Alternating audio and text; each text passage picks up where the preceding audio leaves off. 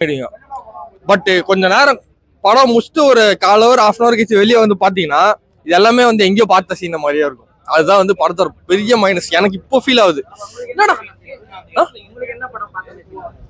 Blue star Lal Salaam அங்கங்க சென்னை 28 எல்லாமே வருது. கிரிக்கெட் கான்செப்ட் உள்ள என்ன பேசிப்பாங்க, கதை அடிப்பாங்க, பந்து பிரச்சனை எல்லாமே அப்படியே வரும்.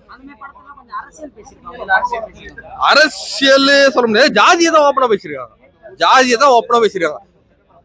அது ஏன் அந்த மாதிரி பண்றாங்க எனக்கு புரியலங்க. ஆக்சுவலா வந்து நீங்க வந்து ஒரு கிரவுண்டுக்கு போறீங்க, இந்த சிட்டின்னு சொல்ல ஊரு, எந்த ஒரு ஊருக்கு வேணா நீங்க போங்க, பசங்க நல்லா ஆனா சேர்த்துப்பாங்க டீம்ல. கிரிக்கெட்டுக்கு அதான் ஒரு ரெஸ்பெக்ட். கிரிக்கெட்ன்றது ஒரு நல்ல கேம், அது கெடுக்காதீங்க நான் சொல்றேன். கிரிக்கெட்டுக்கு ஒரு ரெஸ்பெக்ட் இது. நீங்க வந்து எந்த ஊருக்கு போனாலும் நல்லா ஆடுறவங்கள சேர்த்து டீம்ல ஆடுவாங்க. ஓப்பனிங்கா இருந்தாலும் சரி, ஓப்பனிங் பேட்ஸ்மேனா இருந்தாலும் சரி, பவுலிங்கா இருந்தாலும் சரி, டீம்ல சேர்த்து ஆடுவாங்க. நீங்க அதை வந்து நல்லா ஆடுறவன ஆட மாட்டான்னு சொல்றது வந்து ஏத்துக்க முடியாது.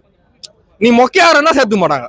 இப்போ நானே சொல்றேன், இப்ப ஒரு பையன் மொக்கையாரன்னா சேர்த்துக்க மாட்டாங்க. வேணாடா வேற என்ன போட்டு ஆடிடா சொல்லுவாங்களே தவிர, இவன் நல்லா ஆடுறான்டா, இவன் இந்த ஜாதிக்காரனா வாடாண்டான்லாம் சொன்னது கிடையாது. அதுதான் சொல்றாங்க. அதுதான் கான்செப்ட், மெயின் கான்செப்ட் அதான். இவன் வந்து ஹரிஷ் கல்யாணு கீழ் ஜாதிக்காரராமா. அவர் வந்து ஓப்பனிங் சீல் நல்லா ஆடல, சாரி கீழ் ஜாதிக்காரு நல்லா ஆடுவாரு. பட் டிஎஸ்கே வந்து ஒரு டீம் வச்சிருப்பாப்புல, அந்த டீம்ல வந்து இவர் உள்ள வரும்போது வேணாம் இவன் கீழ் ஜாதிக்காரன், ஃபர்ஸ்ட் டீமுக்கு வருவான் அப்புறம் வீட்டுக்கு வருவான், அவனை வந்து டீம்ல சேர்க்க வேணான்ற மாதிரி தான் தடுக்கிறாங்க. அதுதான் கான்செப்ட். ஆனா வந்து ஹரிஷ் கல்யாண் வந்து நல்ல பிளேயர் தான், அவர் ஏன் சேர்க்கக்கூடாது? ஆக்சுவலா ஏன் சேர்க்கக்கூடாது? சேர்க்கலாம் டீம்ல, எல்லாருமே சேர்ப்பாங்க. இப்போ நல்லா பிளேயர் டீம்ல வரவனா யாருன்னு சொல்லுவா? சிஎஸ்கேல இருந்து எந்த டீமா இருந்தாலும் சேர்ப்பாங்க. ஏழாவதே எடுக்கிறாங்க, அது எப்படி சேர்க்காம இருப்பாங்க? நீங்க வந்து ஐபிஎல் சொல்றீங்களா, இந்தியன் கிரிக்கெட் சொல்றீங்களா, அங்க ஜாதி இருக்குது. லோக்கல் கிரிக்கெட்ல அதெல்லாம் இருக்குன்னு ஏன் சொல்றீங்க? லோக்கல் கிரிக்கெட்ல அது எங்கேயுமே இல்லைங்க. சீசா ஒரு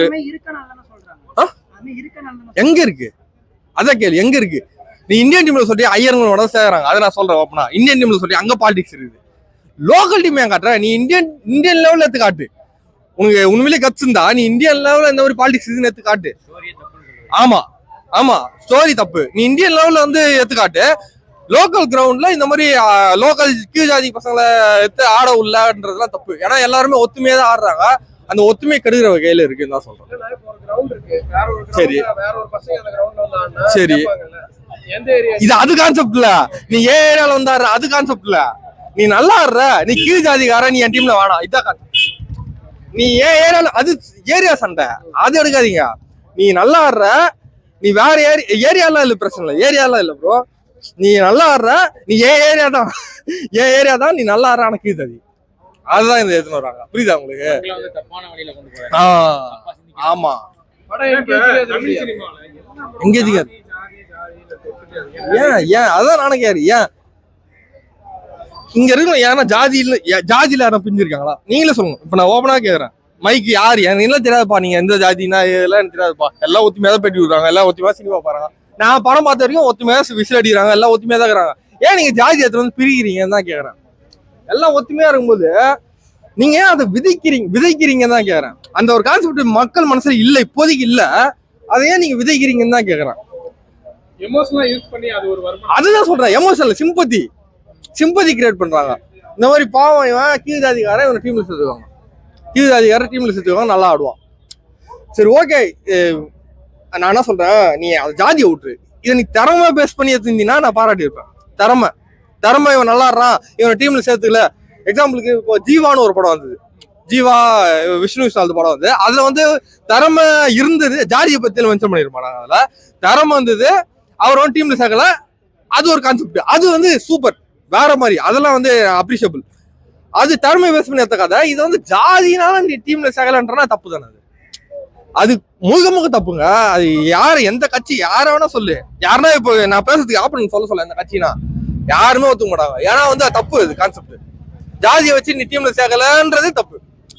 நீ நல்லா ஆடல டீம்ல சேர்க்கல, இல்ல வந்து நீ இந்தியன் லெவல்ல பாலிடிக்ஸ் பேசி டீம்ல சேர்க்கலன்றதெல்லாம் வேற.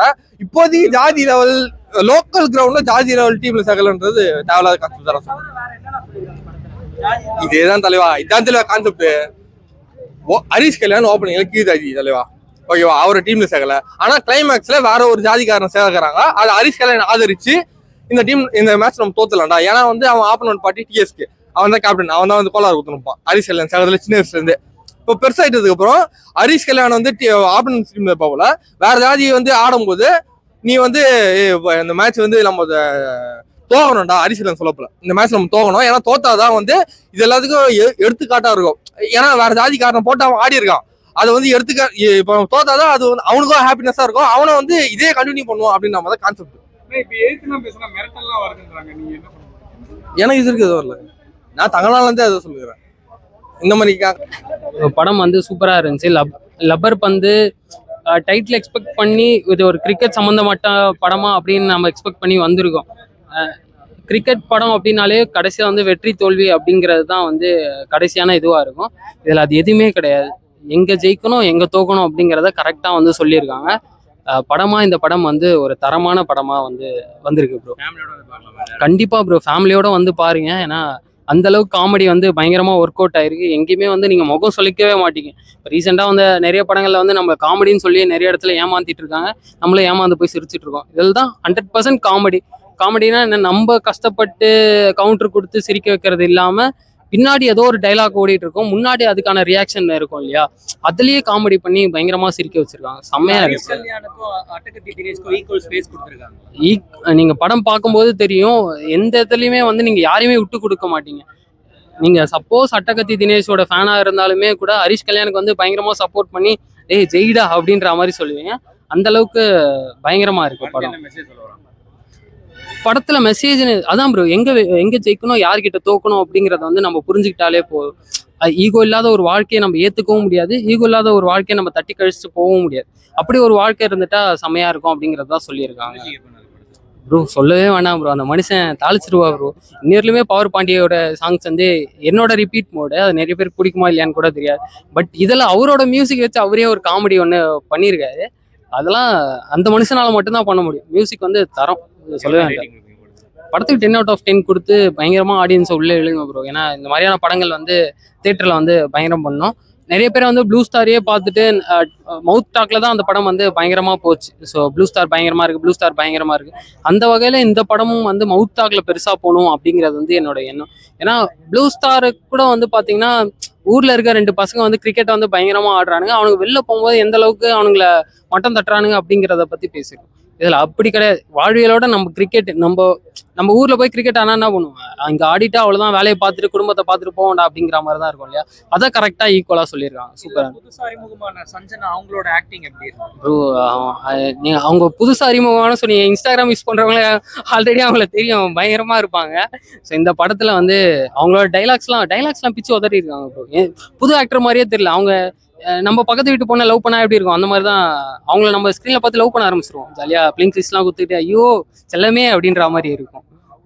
Thanks bro.